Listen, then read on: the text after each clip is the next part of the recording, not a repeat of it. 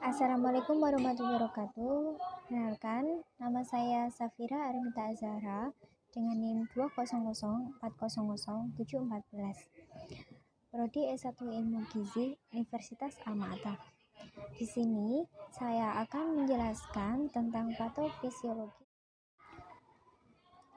Stroke merupakan penyakit atau gangguan fungsional otak akibat tersumbatnya peredaran darah ke otak. Gangguan peredaran darah ke otak bisa berupa tersumbatnya peredaran darah ke otak atau pecahnya peredaran darah ke otak. Penyebab utama penyakit stroke adalah trombus cerebral, atherosclerosis, dan perlambatan sirkulasi cerebral yang menyebabkan trombus atau gumpalan darah. Berdasarkan penyebabnya, patofisiologi stroke terbagi menjadi dua, yaitu stroke iskemik dan stroke hemoragik. Stroke iskemik terjadi pada otak akibat tersumbatnya pembuluh darah di otak atau di luar otak sehingga pasokan darah menjadi terganggu yang menyebabkan infak pada otak.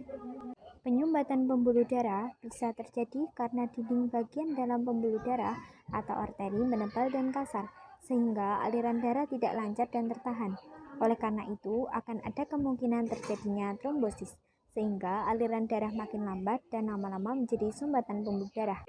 Akibatnya, otak mengalami kekurangan pasokan darah yang membawa nutrisi dan oksigen yang diperlukan oleh darah. Yang kedua, ada stroke hemoragik yang terjadi akibat rusaknya pembuluh darah otak yang terdapat timbunan darah yang disebabkan oleh perdarahan pada arteri cerebralis.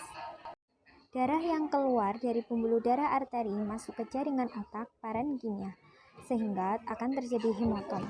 Hematom menyebabkan tekanan tinggi intrakranial yang akan menyebabkan terjadinya hipertensi. Peningkatan tekanan darah yang terus-menerus akan mengakibatkan pecahnya pembuluh darah sehingga dapat terjadi perdarahan dalam parenkim otak yang bisa mendorong struktur otak dan menggenangi atau menutupi ruang-ruang jaringan sel otak, bahkan dapat masuk ke dalam ventrikel atau ruang intrakranial. Adanya darah yang menutupi ruang-ruang jaringan sel otak akan menyebabkan kerusakan jaringan sel otak dan fungsi kontrol otak.